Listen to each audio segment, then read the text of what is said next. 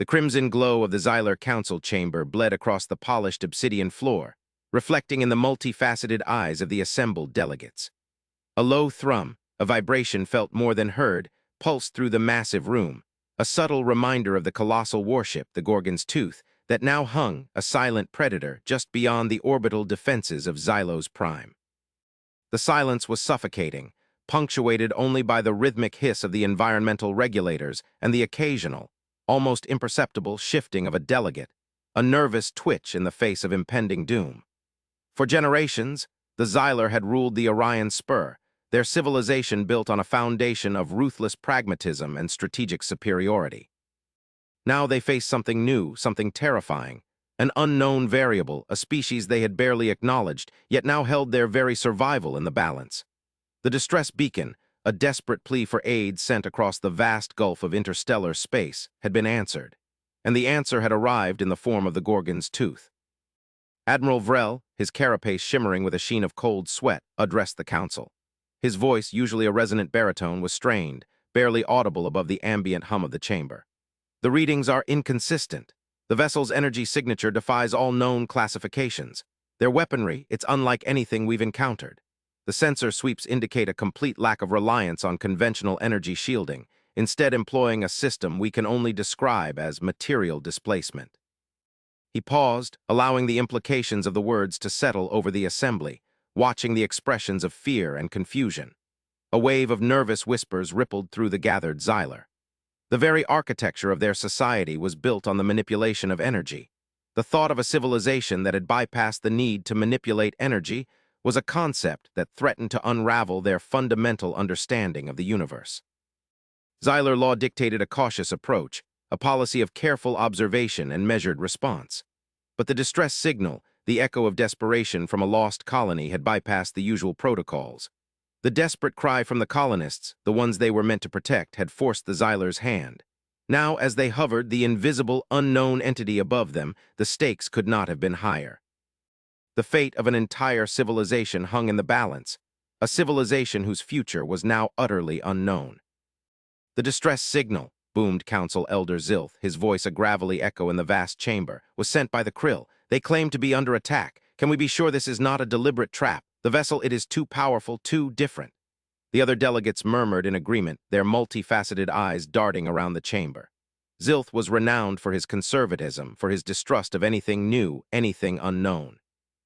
It was this conservatism that had held the Xylar back, prevented them from truly grasping the nature of this threat, the threat that now loomed overhead. Admiral Vrel straightened, the gesture barely perceptible. We have no definitive proof of hostile intent, Elder, but the Krill's transmissions were fragmented, erratic. The attacking force was described only as the shadows, relentless, they will consume us all. The Krill were desperate. The vessel we detected is the only answer that we have received. And a perilous one at that, Zilth countered, his multiple eyes narrowing. Do we truly understand the nature of these Deathworlders, their motivations, their capabilities? The word Deathworlders was spoken with a mixture of fear and contempt, the term used by many spacefaring races when referring to humanity, a name earned by humanity's history on their planet of origin. A junior aide, his carapace still retaining the soft, iridescent hues of youth, stepped forward, a data slate clutched nervously in his manipulators. We've managed to compile some preliminary data, Elder, limited, of course, but he hesitated, clearly intimidated by the gravity of the situation and the imposing presence of the Council. They call themselves humans. Their home world is a planet called Earth. Their records are chaotic, contradictory. But we have observed some interesting patterns. He activated the data slate, projecting a holographic image of Earth, a swirling blue and green marble, onto the center of the chamber. The image was beautiful, but the very beauty of the planet seemed menacing to the Xylar, who had always viewed their surroundings with suspicion. Their history is marked by conflict, the aide continued, his voice gaining confidence as he presented his findings. Numerous wars, mass extinctions, yet they also display remarkable adaptability, ingenuity, and a surprisingly strong sense of morality according to some of the fragmented communications we have intercepted. The aide's words were met with a wave of disbelieving murmurs. Morality?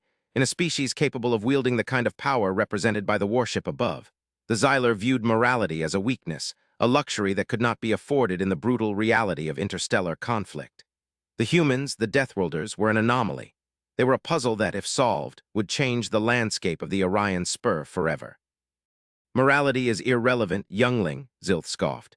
Power is all that matters, and this, Gorgon's tooth, is a display of overwhelming power. We must proceed with extreme caution. We must ensure our own survival.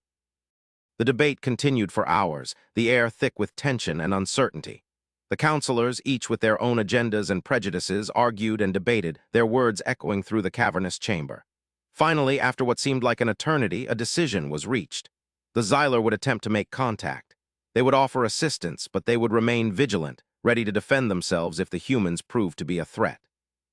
The task of initiating contact fell to the Xylar delegation, led by Admiral Vrel. The anticipation was intense, as the Xylar prepared their most advanced communication array, ready to send a message to the Gorgon's tooth. Vrel, his carapace polished to a near-mirror sheen, felt the weight of his entire civilization on his shoulders. He was tasked with reaching out to an unknown force, a species that could destroy them all with a flick of a switch. His fingers hovered over the activation panel, a cold sweat beading on his forehead. With a deep breath, he initiated the transmission. The response, when it came, was immediate. Not a barrage of weapons fire, as some had feared, but a calm, clear message. The voice that came over the comm system was smooth, without emotion, but the words were filled with a sense of understanding that caught the delegation completely by surprise. "This is the ISS Nemesis. We have received your distress call. We are here to help." The holographic display in the communication center flickered as the Gorgon's tooth transmitted a visual feed. The image was dominated by a stark, almost sterile interior. The room was dominated by displays, their screens filled with complex data streams that were far beyond the Xylar's technological understanding. The crew, the humans, were an oddity. They were all uniformly built, hairless, and their skin was of a pale, almost bloodless hue. But it was their eyes that held the attention of the Xylar, wide, clear, and filled with an unsettling intelligence. Their faces did not betray any overt emotions. Their movements were precise, economical, and the very air around them radiated an aura of quiet competence. A figure emerged from the shadows, a woman with short, dark hair, her gaze unwavering. She wore a simple uniform, the only adornment a small, circular emblem on her chest. "My name is Captain Eva Rostova.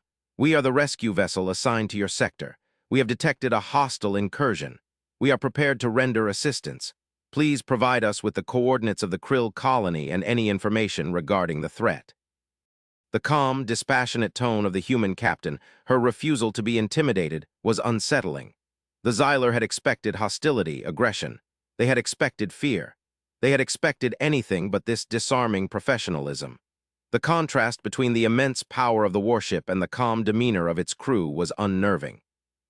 Admiral Vrel, after a moment of stunned silence, responded, his voice still trembling slightly. We are grateful for your assistance, Captain. The Krill colony, designated Kepler 186F, is located in the Kepler star system. The attacking force, they are known as the Shadows. They are relentless. They consume everything. He provided the coordinates, the data rippling across the comms system. "Understood, Admiral," Captain Rostova replied, her expression unchanging. "We will assess the situation and formulate a response. In the meantime, we advise you to maintain defensive positions and await further instructions. We will provide updates as soon as possible." The transmission ended abruptly. The screen went black. The Gorgon's tooth had gone silent. The council chamber erupted in a cacophony of voices. Some were relieved, others were fearful, but all were perplexed. The humans, the Deathworlders, were not acting as the Xylar had expected. They were acting rationally. Days turned into weeks, a period of agonizing suspense for the Xylar. They watched helpless as the Gorgon's tooth vanished from their sensors, heading towards the Kepler system. The Xylar's war rooms and strategic planning centers were abuzz with activity. The threat, the Shadows, had been barely recognized until now. All available resources, from scouting vessels to combat formations, were mobilized, awaiting any word from the human vessel. They had no idea what they were dealing with. The only thing they knew was that the humans were humanity's only hope. Then, after what seemed like an eternity, the Gorgon's tooth reappeared, returning to orbit around Xylos Prime. The sensor readings were astonishing.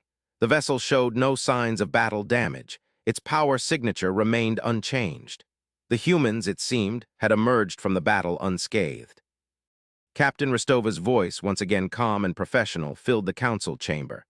Admiral Vrel, we have successfully engaged and eliminated the hostile force. The Krill colony is safe. We have secured the area.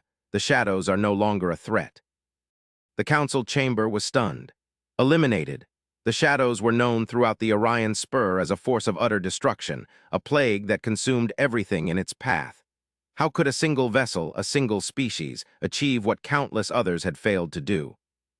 Admiral Vrel, his voice regaining some of its composure, asked the question that was on everyone's mind. Captain Ristova, by what means did you achieve this victory? The shadows, they are a formidable foe. Captain Ristova paused, then began to describe the encounter. Her voice filled the chamber slowly and methodically as she explained what had transpired.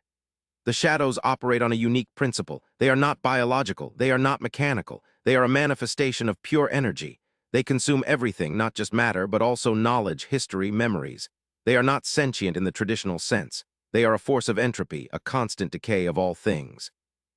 The Xyler listened, their multifaceted eyes widening with astonishment and slowly understanding. The words were a revelation. The shadows were not a physical entity. They were an existential threat, a force of decay that was slowly eating away at the universe. Their understanding of the universe, their very worldview, was challenged by this realization. Our ship, the ISS Nemesis, is equipped with a technology that is difficult to explain, Captain Ristova continued. It utilizes a principle that we call quantum entanglement. We were able to analyze the shadows' energy patterns, predict their movements, and then disrupt their existence. We created a targeted energy field, a disruption that annihilated the shadows with extreme efficiency. The Xyler listened in rapt attention, their minds struggling to comprehend the complexity of the human technology. The concept of quantum entanglement was new to them, a concept that defied their understanding of physics. The Deathworlders, it seemed, were not just powerful. They were brilliant. They held technological capabilities beyond the imaginations of the Xyler. We also discovered something else, Captain Ristova added, her voice taking on a more serious tone. The Krill colony was not the primary target. The shadows were drawn to a specific energy signature. They were searching for something. And what was that? Admiral Vrel asked, his voice filled with apprehension. A relic, Admiral, an artifact of immense power. It was left behind by a species that predated the shadows. It is a source of pure energy, but it also contains a powerful weapon. A wave of dread washed over the council chamber. A weapon? The implications were devastating. If the shadows had been seeking this weapon, what would they have done with it? We have recovered the artifact, Captain Ristova said. We are currently analyzing it. We believe it poses a significant threat to all sentient life in this sector of the galaxy. The counselors exchanged worried glances. The humans, it appeared, were not just rescuers. They were guardians. They were protecting them from a threat they did not even understand. What will you do with it? Elder Zilth asked, his voice now devoid of his usual arrogance. We will contain it, Captain Ristova replied. We will study it, and we will ensure that it never falls into the wrong hands. It is our responsibility. The Xyler were speechless. The humans, the Deathworlders, had saved them from an unknown enemy, secured a weapon of immense power, and then taken upon themselves the responsibility of protecting the entire sector. They were not driven by greed or conquest. They were driven by a sense of duty, a sense of responsibility. The council convened once again. The atmosphere in the chamber changed. Fear was still present, but it was replaced by a sense of grudging respect, even admiration. The Xyler, for all their power and cunning, were still vulnerable.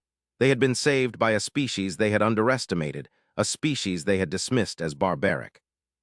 Admiral Vrel addressed the council. The humans, they are not what we thought they were. They are not conquerors. They are protectors. They possess a level of technology that is beyond our comprehension. They have saved us from destruction.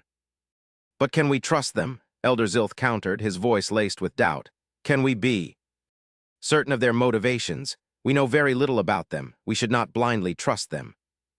Trust is earned, Elder, Admiral Vrel replied, his voice firm. And the humans, they have earned it. They have proven their willingness to act in the best interests of others, even at great personal risk. They have shown us a different way, a way that is not based on fear and aggression. Perhaps it is time we reevaluated our own methods. The debate went on for hours as the counselors struggled to reconcile their ingrained suspicions with the reality of the situation. Some argued for a cautious alliance, a partnership based on mutual respect and understanding. Others advocated for a more cautious approach, a wait-and-see policy. Finally, a consensus was reached. The Xylar would offer the humans a formal alliance. They would share their knowledge, their resources, and their technology. They would work together to combat the shadow threat and any other threat that might arise in the future. They would recognize humanity as allies, as guardians. Admiral Vrel, representing the Xylar, delivered the official offer to Captain Rostova. The human captain listened, her expression unchanged, her eyes studying Vrel's face. When he had finished, she responded. The ISS Nemesis accepts your offer of alliance. We believe that cooperation is the key to our survival. We are committed to the safety of all sentient life, and we look forward to working with you to face whatever challenges lie ahead. The Xylar Council chamber erupted in a wave of relieved cheers. The alliance was sealed. The future was uncertain, but for the first time in a long time, the Xylar felt a glimmer of hope. They had found allies in the most unlikely of places. But the alliance was only the beginning. The humans were already at work, analyzing the artifact they had recovered from the Krill colony. The artifact pulsed with an unearthly glow, a dark and ominous power that seemed to hum with anticipation. As Captain Rostova stared at the artifact, she felt a tremor in the force, a feeling of unease that went to her very core. She knew that something else was coming. The shadows were but a symptom of a larger illness, an older threat that even humanity had yet to face. She turned to the human scientist assisting her. "Dr. Chen, have you managed to decipher any of the artifact's energy signature?" Dr. Chen, a wiry man with a focused gaze, looked up from his workstation, his face lined with concentration. "Captain, the energy signature is unlike anything we've ever encountered. It's ancient, predates all known civilizations. It is a conduit, a vessel for a force of immense power. It is also a key, Captain, a key to something beyond our comprehension." Rostova's gaze hardened. Beyond our comprehension, meaning? Chen sighed, his eyes clouded. "Captain, this artifact, it's not just a weapon, it's a beacon. It's broadcasting a signal that is drawing something to us." "A signal," Rostova's voice was barely a whisper. "To where?" Chen pointed to the holographic display, a swirling maelstrom of data. "To the edge of the galaxy, Captain, to a region that we have, until now, only speculated about." "And what is there?" Rostova demanded, her voice rising with dread. Chen looked up, his face pale. "We don't know, but the signal, it is growing stronger, and whatever is coming, it is coming for us." Rostova closed her eyes, the weight of the universe bearing down upon her. The shadows had been a threat, but this was something else entirely. She opened her eyes. They hardened with resolve. "Prepare the Nemesis. We have a new mission." As the Gorgon's tooth prepared to deploy into hyperspace, the Xylar were already feeling a new sense of hope. The humans had solved the immediate threat. The alliance had been formed, but the humans had also shared something of the unknown future. The humans believed in sharing their knowledge and were happy to share their technology, their experiences. The Xylar learned over time that humans, in spite of their reputation, believed in something called friendship. A curious concept to the Xylar, who had previously only sought dominance or submission. Yet their bond had begun, and the universe had been forever changed. The Xylar, for the first time, did not feel alone. But in the vast, star-strewn expanse of space, another story was unfolding. The Gorgon's tooth, the vessel of the Deathworlders, the humans, had disappeared into the fabric of space-time, leaving the Xylar feeling the first pangs of both hope and the profound fear of the unknown. The Nemesis vanished, and the Xylar and the remaining humans left behind now knew the true measure of their alliance, and the danger that humanity now brought to bear on itself. Years passed, the Xylar thrived. They worked alongside the humans, building a society and technological achievements that would have seemed impossible mere generations before. They were expanding, growing, and as they did so, they learned more about their human allies. The humans had a reputation, but as the Xylar were to learn, the truth often lay beneath the surface. For the Xylar, this lesson began the moment the Nemesis left orbit. The Xylar delegation assigned to study Earth-based human behaviors, culture, and ethics received their orders. Study humanity and learn. Their ship, the Onyx Claw, was equipped with the most advanced data-collecting technology available, and their mission was clear: study everything.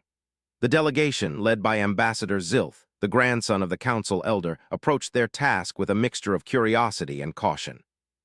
The Xyler had learned to trust the humans, but they had also learned to be wary of surprises. As the Onyx Claw approached Earth, the ambassador and his team, each member filled with anticipation, had the impression that a new dawn was rising. The first data packets were, initially, disappointing. The data the humans chose to share had an obvious flaw. The humans were not concerned with their own place in the universe. They were too concerned with their own internal affairs and seemed oblivious to their surroundings. Humans were, to put it mildly, difficult to read. The Xyler researchers spent the first few months sorting through countless data streams, cultural artifacts, and historical records. The results were perplexing. Their technology, their art, their music, all bore the mark of a strange species with a unique combination of artistry and brutality. Their histories were filled with seemingly endless conflicts. They had fought amongst themselves for millennia. They had waged wars, destroyed ecosystems, and yet they had also created incredible achievements, and to the Xyler's surprise, had discovered concepts like love, compassion, and the pursuit of knowledge. It seemed the humans were a paradox wrapped in an enigma. Ambassador Zilth, however, persevered. His grandfather had taught him the importance of patience, of careful observation, of the need to look beyond the surface. He tasked his team with a new approach. "We have been looking at the wrong data," he said. "We have been focused on their achievements. We must look at their flaws." It was then that the first major breakthrough was made. One of the Xyler researchers had made an accidental discovery and noticed the humans had an odd fixation on certain concepts. One such concept was called war. But unlike the Xyler, the humans seemed to find the concept confusing. They spoke of the costs of war, the sacrifices, the inherent tragedies of conflict. Why would a species so naturally gifted in the art of war spend so much time lamenting its effects? This, to the Xyler, seemed utterly baffling. Further study began. The team began to study human literature, art, and music. They examined historical records, and they began to focus on the humans' internal affairs. The more they learned about humans, the more the Xyler learned about themselves and the nature of their own civilization. The researchers learned of the concepts of empathy and sympathy. The Xyler had always been taught to look at others as obstacles or tools. The humans, on the other hand, considered these concepts of paramount importance. The humans' very survival, it turned out, depended on their capacity for compassion. There was also a concept called sacrifice. Humans, it turned out, would often risk their own lives to protect others. This was not the calculation of self-interest, but a fundamental element of the human psyche. Then there was the human concept of justice. The Xyler, of course, had their laws, but they were often arbitrary. The humans, on the other hand, had a complex system that attempted to balance the needs of individuals with the needs of the collective. To the Xyler, who often treated their own laws as suggestions, the concept of a human justice system was utterly alien. The Xyler team then began to study Earth's history. They looked at the rise and fall of empires, the struggles of individual nations, and the human propensity for self-destruction. And they started to realize that the humans had always been at war with themselves. The humans did not consider this as a flaw, but as a lesson. Humanity, it seemed, was constantly striving to be better, to do better. They sought to improve themselves as individuals and as a species. Ambassador Zilth watched with growing interest as his team delved deeper into the data. He was beginning to see patterns, to understand the complexity of the human condition. "The humans," he said, addressing his team, "are not driven by greed or conquest. They are driven by something else. They are driven by a need to understand. They are driven by a desire to improve. They are driven by a deep sense of compassion." Then one of the researchers presented the key discovery.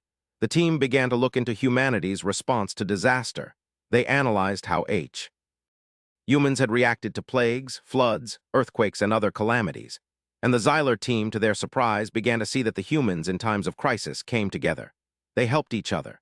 They showed a degree of compassion and selflessness that was alien to the Xyler or any other spacefaring race in the Orion Spur. The researchers discovered that the humans were not concerned with individual gain. They were concerned with the survival of their species. It was during this time that a new discovery was made. The humans had developed a network, a communications grid called the Internet that connected every human on the planet.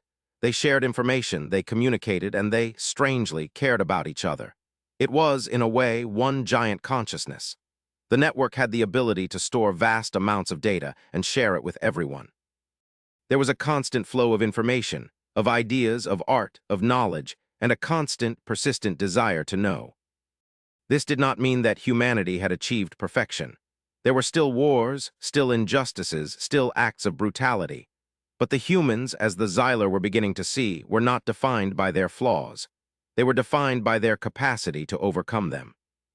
Finally, after years of study, the Xylar team arrived at a conclusion. The humans, the Deathworlders, were not savages. They were not conquerors. They were something far more profound. They were something the Xylar had never considered.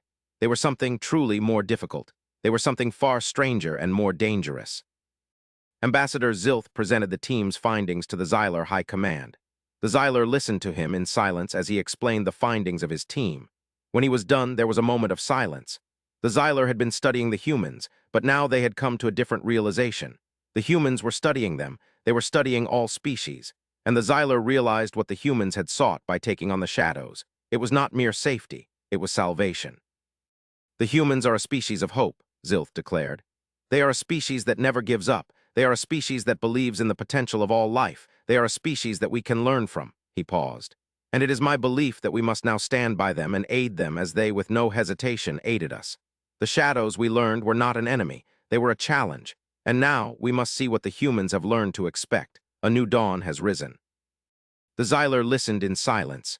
And finally, after what felt like an eternity, the Xylar High Command gave its approval. The Xylar had learned their lesson. The Deathworlders, the humans, were no longer a mystery. They were a force for good. The Xylar were ready. The Xylar knew what they must do. And then the Onyx Claw prepared to leave. Aboard the Gorgon's Tooth, the Nemesis, and other ships that were now under the control of the humans, the crew of the ships, comprised of both humans and Xylar, were preparing for war. They knew that the signal that was sent from Earth, that drew the shadows to the Krill colony, was an intentional signal. The humans knew what was at stake, and now the Xylar knew as well. The humans, as always, were in a race against time. The signal was emanating from a region of space no other spacefaring race had ever explored. Humanity knew the dangers of this area. They knew this threat, that the artifact called the weapon was a threat that not even the shadows could pose. It was now clear that the weapon was not a weapon at all. It was the key to this hidden area of space. The Nemesis, leading the newly formed fleet, entered the unknown region. The star system that lay ahead was not charted, and the human crew began to prepare for what they believed would be an impossible fight. But something more astonishing, more disturbing, was about to happen. The humans knew what they were in for. The Xylar had learned, however, that the humans were always prepared. That was when they saw the first sign, an enormous structure, a gateway, so vast that it dwarfed the star systems. The humans understood that what they were seeing was an advanced creation, something that would rewrite everything they thought they knew. The gate, Captain Rostova said, her voice filled with a mixture of awe and apprehension, is more than just a portal. It's a mechanism, it's a machine, and it's ancient, beyond the scope of our comprehension. As the ships of the combined fleet ventured closer to the gate, they began to detect more readings. The readings indicated that the gate was not only a gateway, but a trap. The gateway was the trap. This was no longer a question of if. The humans had understood that the shadows, or whatever lay beyond, were no mere threat. They were a challenge, a test. The ship's sensors then indicated the presence of another signature, a faint energy trace, barely detectable. "What is that?" Admiral Vril asked. His voice filled with concern. "It's a distress beacon," the communications officer responded. "But it's not from any known civilization. It's ancient, older than anything we've ever encountered." Rostova's expression darkened. "It's a trap," the human crewman stated, their expression calm. "The signal is being used to lure us in." "We must ignore it," Vrel said. "It's too risky." "We can't ignore it," Rostova replied. "We have to investigate. We owe it to those who sent the signal. Even if it is a trap, we must know what is at the other end." The humans and the Xylar in this moment had once again proven themselves. They were facing their greatest challenge yet, and they would not be deterred. Their mission, the humans knew, was one of responsibility and one of duty. They had made this pledge to the Xylar, who now understood their purpose as well. The combined fleet advanced toward the gateway. The very air around them crackled with energy as the gate began to activate, its structure shifting, evolving. And then the gateway opened. The first thing the fleet encountered was not a hostile fleet or weapon, as they had expected. It was a vista of unimaginable beauty. a sight that transcended all known parameters of reality. The sky they quickly observed was not the sky. It was a kaleidoscope of colors, a canvas painted with impossible geometries. The stars were not fixed points. They were swirling, evolving, forming patterns that shifted and reformed with every passing moment. The ships moved through the strange and awe-inspiring environment, and the human and Xylar crews could only marvel at the sight. Then the true horror of the situation hit the fleet. The Nemesis, a vessel of power that the humans had built, began to experience malfunctions.